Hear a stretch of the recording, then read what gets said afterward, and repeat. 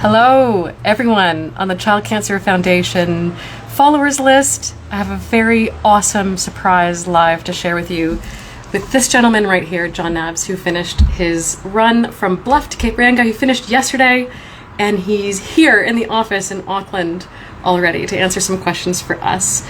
Welcome. Thanks, Sarah. Thank you for being here. Pleasure. No days off. I'll crack right into it. What inspired you to do this run after the run in Canada? So after returning back from running across Canada, I took a lot from the visits to the Canadian children's hospitals along the way, and I stopped in at 4 or 5 in the different provinces, and I wanted to basically. It seemed to be really mutually beneficial whenever I would stop and do that, and I wanted to bring that home and do the same thing here, stop in and visit some Kiwi kids and just put smiles on their faces, and also the fundraising. Like at the end of the Canada run, we had raised about $125,000, and $100,000 of that was for the Canadian equivalent of the Child Cancer Foundation over there. And so I wanted to, because it seemed like a lot of the family and friends were supporting online and were very, very supportive, but largely most of the following was Canadians in Canada, because it was all happening in Canada.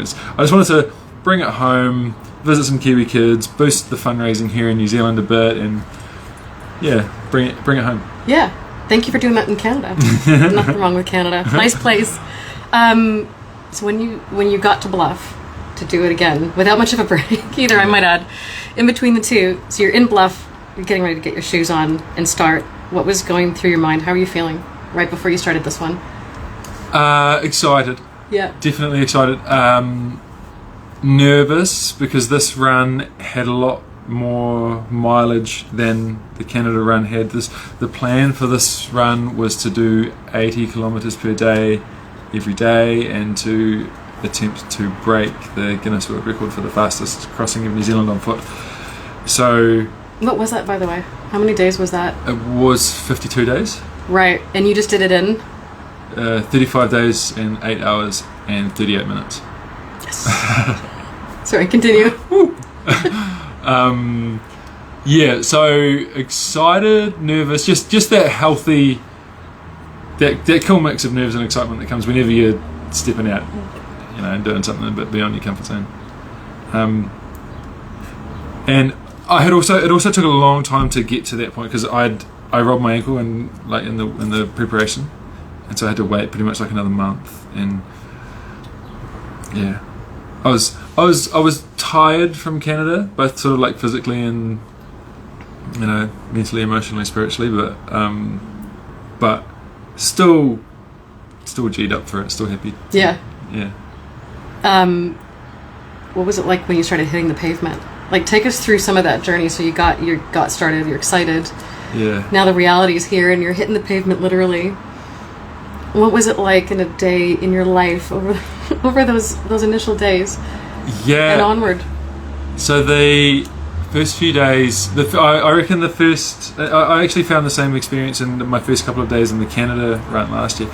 The first 3 days, it's like sort of foreseeable, like you sort of know what to expect, and then but anything beyond then on a big point to point adventure like this, it's really hard to foresee, as strange as that might sound. You know where you'll be going from there to there, but you can't really foresee what it'll be like after having already done 3 days of running 80k's a day. It also just sort of get lost in the mists, and and it was very much like that. Like the first few days, I was so excited, but then after about a marathon, I was really tired, and the reality sort of hit in, and sort of pushed through that first day, managed to get 80k done, and I was really excited. It was one successful day done, and it was like, okay, all I had to do was repeat this 25 times, run the length of New Zealand. I don't know, I think it was day 4, my body started to it was too much for my knees and everything, and I sort of had a big dip in the mileage for about 2 days, and then what I sort of call like a bit of a shakeout, really. Like my body was adjusting to like, okay, the first few days fine, we can handle that, but like after like a good like 4 or 5 days in a row, it's like, I don't know, hang on, we need rest. I didn't obviously give it rest, but it took a bit of time for it to adjust to like this new normal.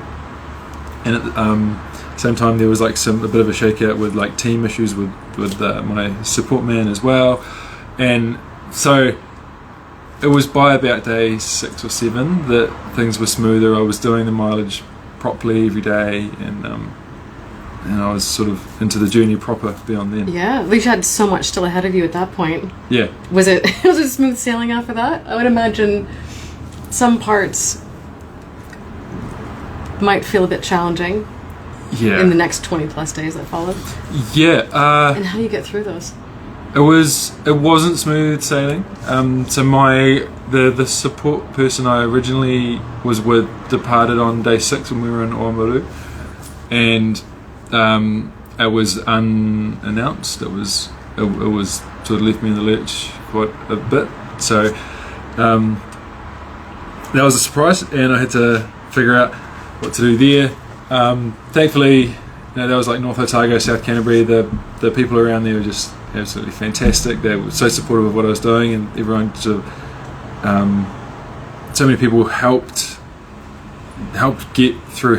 I needed some time to reassess this whole thing, because all of a sudden it was going to go from a supported mission to a solo mission, carrying all of this extra weight. And I had one day running from Oamaru to Timaru where I tried to carry it all, got there, but my body was just so sore, and I knew that if I did that too many more days, I would get an injury and I would have to stop.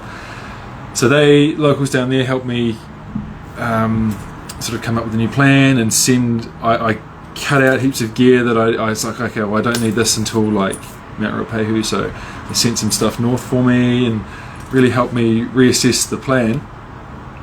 And it was by Christchurch where I actually had a day off there, which was coincidentally a really great little 24 hours to rest my body a little bit.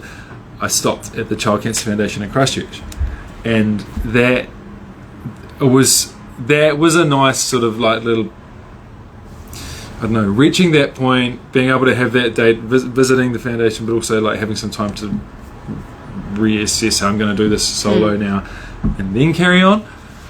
From there, it was smoother sailing.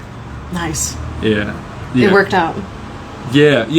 Luckily, just north of Christchurch in Kaiapoi, this guy by the name of Mike he'd seen one of my Instagram posts that talked about how my original support man had left the run. And, he's just a guy? Yeah, and so Mike saw the video, saw what I was doing, saw that I was now solo, and just reached out on Instagram, sent me a message and said, I'd love to come and support you. I'm retired, I have a caravan, I'm a runner myself. Awesome. And yeah, so from then on out, I had an awesome, enthusiastic, energetic support person, organised, guy backing me up, and also a caravan to sleep in. So from then on out, we were pretty much able to hit 70 k's a day, pretty much every day, and it was just, it was great fun. Did you ever get bored? Did you get bored at all? These are long, like 12-hour days? Yeah, between like 10 and 12. Yeah, where does your mind go? Stuff most of the time. I don't, other than like phone calls with friends, which I do probably a couple of hours a day, but other than that, I don't know, I think it's healthy to be bored, and I think I feel I'm never really bored, because if I'm bored, then I'll just do something with my mind. But with running long distances like that, I find it's quite constructive to be bored, because what I call like mind wandering, just letting your mind drift wherever it wants to. I feel that's the easiest way to get into that space where the miles tick by more easily, because I feel like if if I'm like consciously trying to think of something, or if I'm listening to something, all of that stuff keeps me far too present. And then like when I'm in that headspace, all the miles seem to take forever. So yeah. Oh, interesting. That stuff keeps you too present. So you're not distracting yourself with music, and you find that's a little bit too present. Yeah. And then the boredom can really hit. Well, no, it's or the not. Pain. Yeah. It's like present, and it's like almost like focusing very intensely on this unchanging road and the pain in my legs. It keeps me there. Whereas if I'm not listening to stuff and I can just let my mind drift off to nowhere, then the miles seem to just pass by quicker. Is it a flow, or is it just, how would you describe it when you're in that state and it's just the miles are going? I wouldn't call it flow. It feels different to flow. It's probably just like absence, to be honest. People really strive to reach that point with meditation or retreats or something. Yeah. I genuinely have a concern from the last, what would it be now? May last year, 14 months, where I've pretty much just been like most of the daylight hours between like the 3rd of May last year and like right now, I've been running, and I have on a number of occasions I've genuinely like thought, if this is what I'm doing with my headspace all that time on all those days for all those months, what must my concentration span be like by now? It's probably gone out the window. Like when it actually comes time to sit down and do some like some admin. Yeah. Like, I fear for my concentration span for sure. Oh, we'll have to do a follow-up interview then. I would have presumed that it would be the opposite, but no.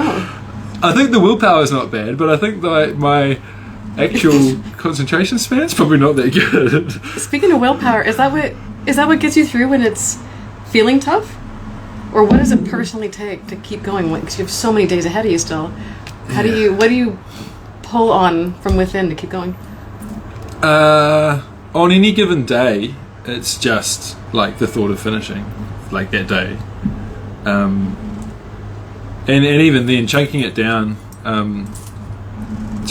even smaller. I think the smaller you can chunk it down, the better. Like mentally, kind of picturing out this stretch to do, and once you get there, you focus on the next one. Yeah. Yeah. And just like you can't think like it's not very helpful to say like, oh, I've got another 50 k's to go today. I've run a half marathon and I've got 50 more. But it is a lot more. You can focus on the immediate 1 or 2 or 4 kilometers ahead of you, because that's a lot more tangible, and you feel like you can do something about it. It's like, okay, I'm focusing on 1k. Sweet, I've just run 50 meters since a few seconds ago. That's made a reasonable chunk in that 1k. Whereas if you focus too big, you just feel pretty like helpless against it, and it's real deflating. I feel positive about my running, which is very minimal. That's how I feel. It's really interesting to hear that's coming from a strategy on doing such huge distances. Yeah. Yeah. I got you through, like 50 meters at a time. Just repeat. Yeah, well, certainly the idea of chunking it down. Probably the smallest I ever had to chunk it down in order to like stay going was probably like a K. Yeah. I never got that desperate that I was like, okay, next power pole. Yeah, that would be me. Running for a couple kilometers. Did anything ever make you want to stop? No. Not overall. I never was like, oh, I want to stop this project. Yeah. And even on any of the given days, it was never like, actually, the day coming into Auckland, I had a really bad night's sleep the night prior, and for whatever reason, it was because of the sleep. Bad sleep, slow day, and then I feel like if I'm ahead of the 8 ball in terms of like where I should be, like if like 80% of the day is gone and I've done 80% of the kilometers for that day, I'm like, sweet, things are good. If I'm ahead of the 8 ball, I feel really great emotionally, motivation wise. If I'm behind it, I feel really bad. And so I did have this one day where I was coming into Auckland really behind the 8 ball, and then the weather packed in, and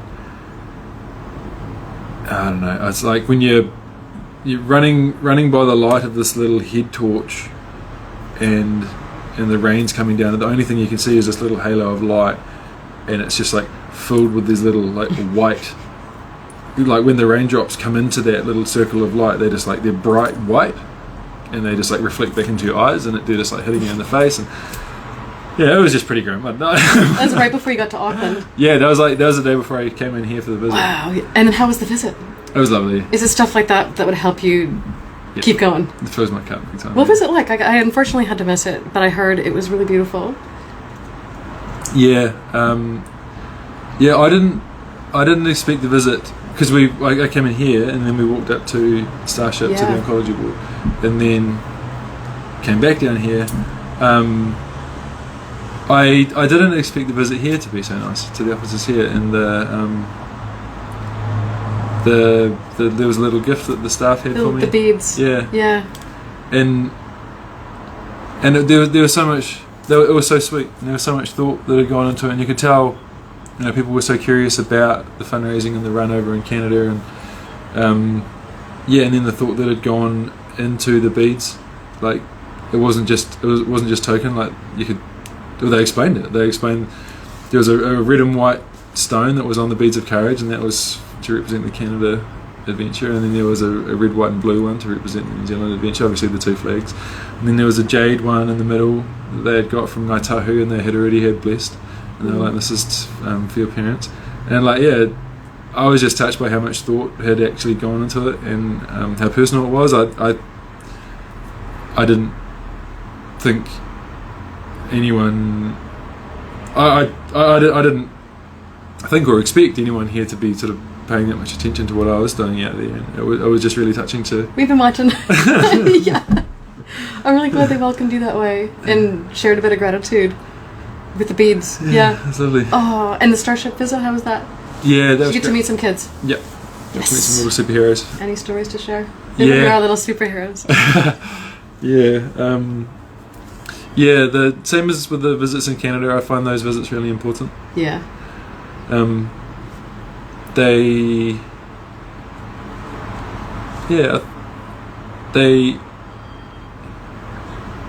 It was neat. There was one girl there, Lucy. She's like 4. She's going through cancer at the moment. Her and her mum have been following online. Lucy actually named my shoes, my third pair. Awesome. What did she name them? Super Lucy and Super Houston. Cute. And you got to meet her. Cool. Yeah, and just coincidentally on Monday, last Monday when I was in, Lucy was up at Starship, and she knew I was coming, or her and her mum Felicity knew I was coming, so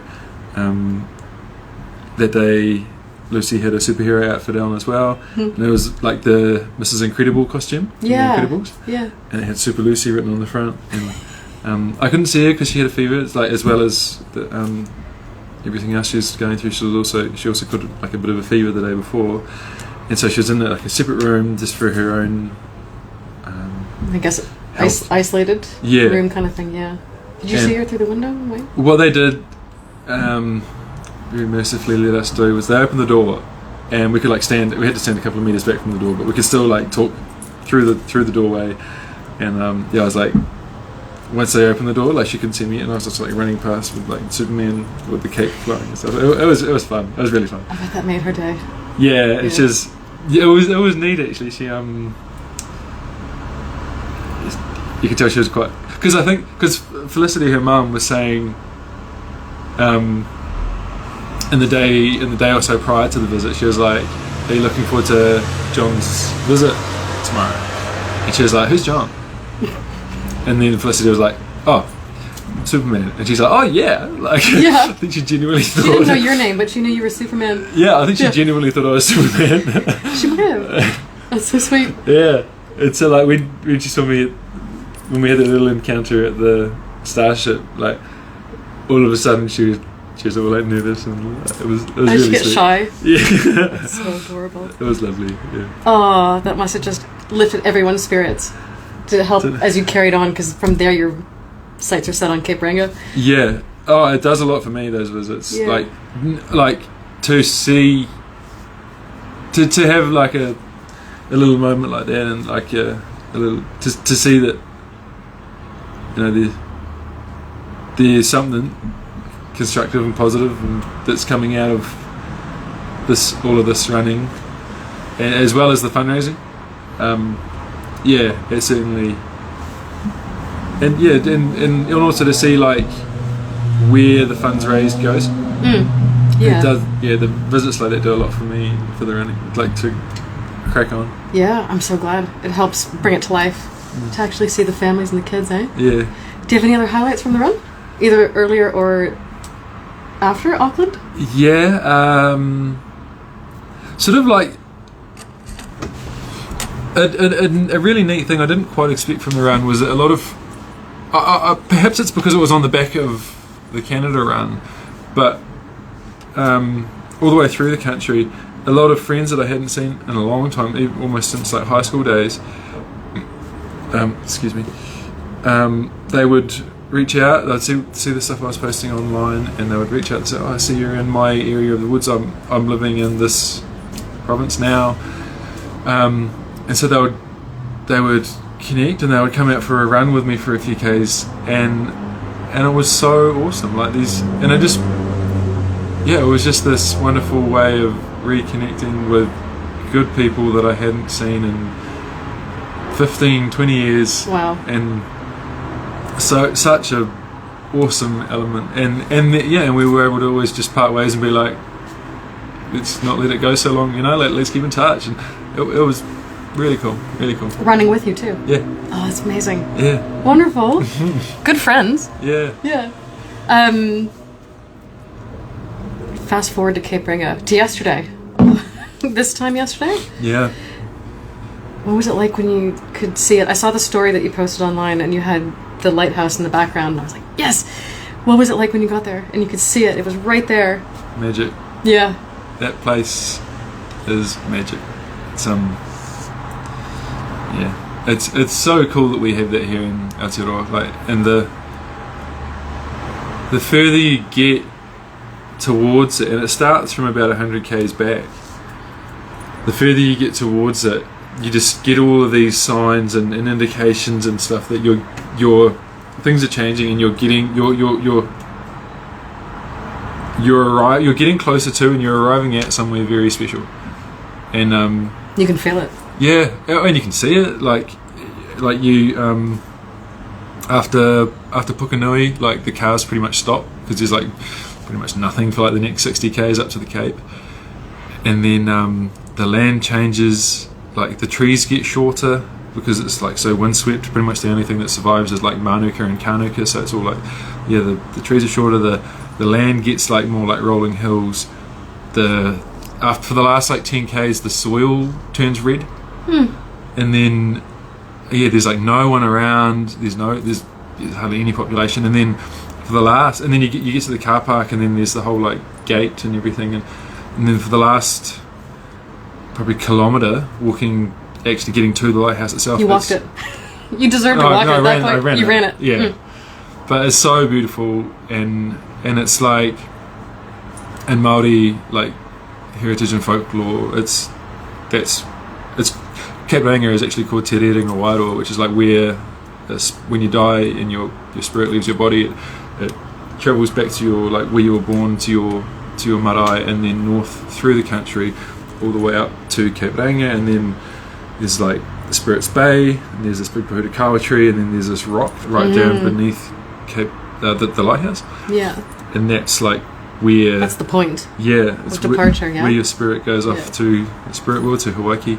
And like, it's just such a great place. It's so magical. It's such a great place. And then what did finishing feel like? Awesome. Did you believe it? You're like, what now? I'm gonna walk to my support vehicle. It was pretty surreal. Yeah. It was pretty surreal. Like, I didn't really feel, obviously I knew I was running to Cape Reinga, but like it wasn't until I sort of got to the car park and I saw the police car there, from Hohora, the local officer had driven out to be signed as a signatory and a witness for the Guinness World Records side of things. I saw her car there, saw the support caravan there, but I knew Mike, my support man, wasn't in it because he was down already at the lighthouse. So, and it was right then that I was like, oh crap, I'm actually arriving at Cape Reinga right now. Like, It's surreal. Yeah, yeah, it was magic. And like the first 2,032 kilometers, you don't really click that that's what you're doing. But then on that last K, you're like, oh wow, this is happening. Yeah. It was very cool. And then it's done. Yeah. Now yeah. what? Now what? How do you feel now? How do you feel today, the day after? Good. I haven't really had much time to process. A little bit of a sleep in, a nice long breakfast, but other than that, like, it's still sort of been all business today. But yeah, it's nice. It's nice to not be running. I'm looking forward to. I haven't had the chance yet, but I'm looking forward to stretching my body. It hasn't sunk in yet very much. It's still dreamlike. Yeah. Yeah. It's just and also I also just feel like there's still a lot to do. Like I don't really have that much downtime. Like I'm heading down to the Waikato this afternoon to go and visit some family, and then in about a week I'm heading back to Canada to start a contract to some work over there. So I need to make the time somewhere in amongst all of that to sort of just let the soul recover a bit. And I'd like to go and do some good hiking for a couple of weeks and leave the phone behind and just be just be a human let it sink again. in. Yeah. Are you going to run again? Yeah. You mean just like in general, like Another adventure, or take a little? Yeah. Yeah. Can you say what it is? Are you gonna? We're gonna wait. We can wait. I'm still a bit shy on that one. You don't have to say it. I'll give you the tip when it comes. Okay, that sounds good. In the meantime, I'd love to hear if somebody else wanted to do something like this, these long distance runs, either for themselves or for charity or for whatever cause they might be running for. Yeah. What advice would you give them? What would you prepare them for? What would you say if they really wanted to do that and came to you for what things they might need to know? Just put the shoes on and go, and don't listen to music. Any advice? Just like it's not supposed to sound like irresponsible, but like just don't overthink it. Just like your body is made to run. Like it'll. Like there'll be, just go and get started, and like there'll be injuries, but like your body is awesome at overcoming them. And I definitely feel like the biggest obstacle is just like the courage to start.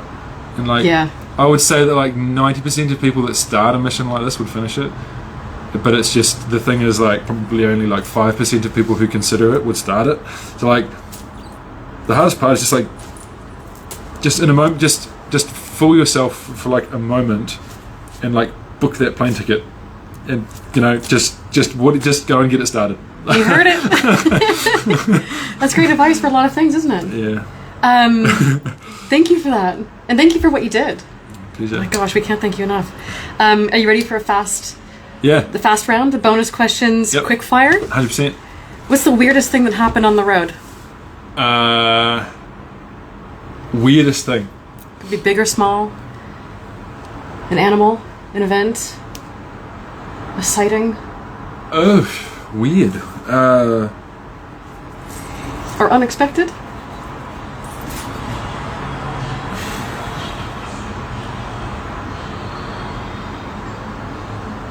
Oh, Kaikoura coastline. Coming around there, it was the afternoon. The sun was warming up all the rocks around there, and came around the coastline, and there was like hundreds of seals like sunning themselves on the rocks. Awesome. Yeah. Just north of Kaikoura. Yep. Yeah. It's a beautiful spot. Yeah. That's where like all the baby seals are as well. Yeah. Is that the whole colony? Yeah. Yep. I'd never seen that before. I went to uni at Christchurch. I've driven that road a lot of times. I'd never seen that before. And it was so cool to be a pedestrian there too, rather than just zoom past at 100k. It's usually the way you'd see it, right? Yeah. Most of us, yeah. Was it ever spooky running in the dark? No. With the head torch on? Nah. No. No. Did it help focus a bit more, maybe? Or just drop into... New Zealand's a safe place, you know, like...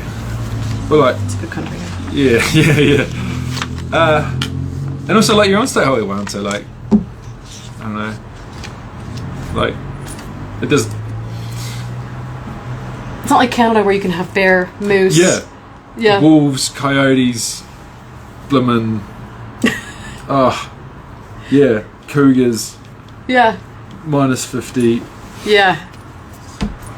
Yeah. So this was easy, you're saying? What hurts the most? Glutes. Yep. I wish we had a foam roller for you. We'll see if we can find something. How did you stay well hydrated and fed? Running. How did you manage just the basic necessities of staying alive? Camelback. Yeah. I carried a running vest with a 20 litre capacity, so reasonable size, heaps of food, Cliff Bars, M's Power cookies, Camelback with electrolyte tablets. Nice. That's sorted. So that's like your routine for all those days. Yeah. What was the longest you ran in a day? 82.5 kilometres. Oof. What do you run a kilometre in? On an average straight? 5 minutes 50. Oh, you already got this question. How you keep your mind entertained that long? That's probably the most... That's a really surprising answer. Was there anything else that entertained you? When you did become too present and you're like, oh, wait. Yeah. All right, think of this, think of that. A really nice one was just having a yak with mates. I just like plug in my Bluetooth headphones and just talk. Some company. Yeah. Is there anything you wished you had on the run? Whether it was like a favorite food or snack, clothing item, comfort item, anything that you just kind of wished for? Yeah. Back in Austria, which is like the last place I'd say I've had like a stable abode before all of this running, I've got like my favourite woolly jersey. Yeah, and you're thinking of that on the run going, oh. It's just like the coziest, it's the epitome of coziness, and like, yeah, I miss that a lot. It's simple, but it makes so much sense. Yeah, I crave coziness so much when I'm on adventures like that, because it's like the opposite. You're in the exact opposite like headspace, and you just want like, something comfortable, movies and chocolate and like, yeah. I hope you're doing that tonight. Yeah. What challenges are there in long distance running that you think most people wouldn't know about?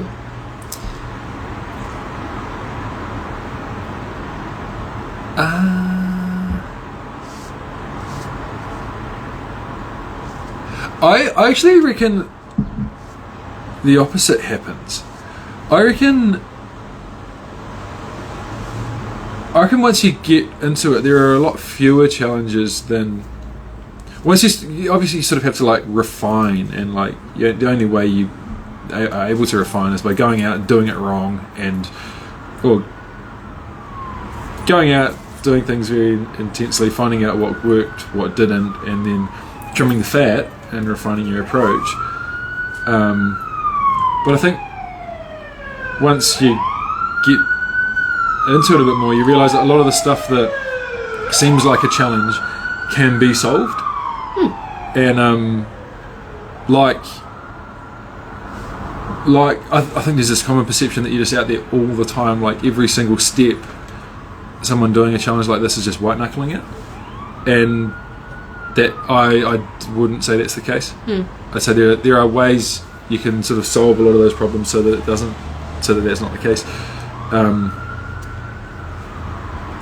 But to actually answer your question, a really strange problem I observed is it's almost like a secondary problem. Like after I had a lot of tendonitis in my left knee, and the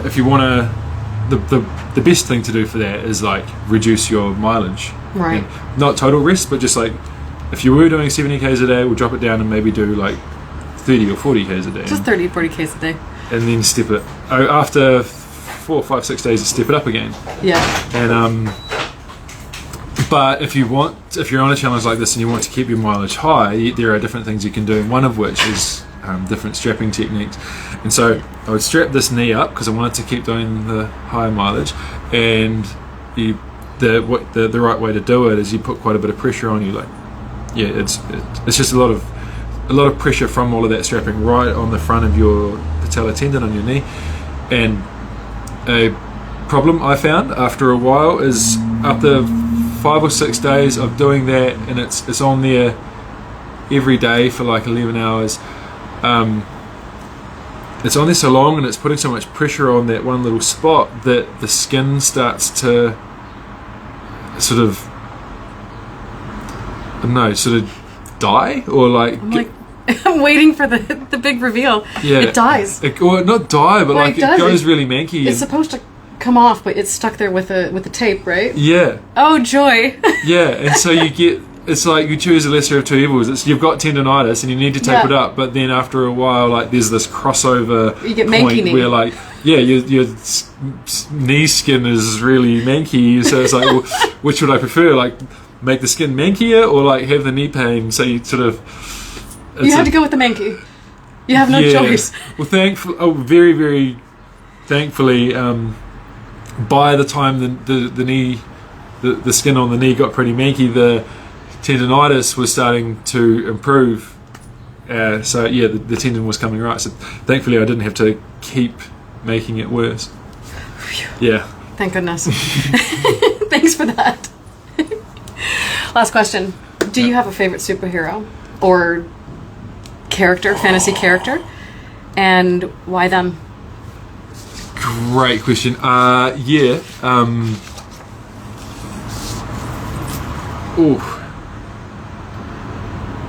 I've always been big on Nightcrawler from X-Men. Yeah, I remember that character. Because he can just teleport, like he can just go like... Love Cape Reinga just like that. Yeah. Or like, even like, I'm keen for some KFC. Just go and get it. Or like, I'm keen to like go see what the view's like from the top of the Sky Tower right now. Up there. Yeah. Nice. Well, he's a bit like... Yeah, awesome superpower. Like the character in X-Men, he's a bit like, I don't know, like he's like super shy and like reclusive and stuff, but still, yeah, he's cool. He's really cool. Love it. Thank you so much. Thank you so much, and thank you for watching. We'll take a little look at your comments once we close up the video. Thank you so much for watching along. Thank you so much, John, for what you've done for us at Child Cancer Foundation, all the kids and families in our care. Really appreciate it. Pleasure. We look forward to seeing the next adventure. Thanks, everyone.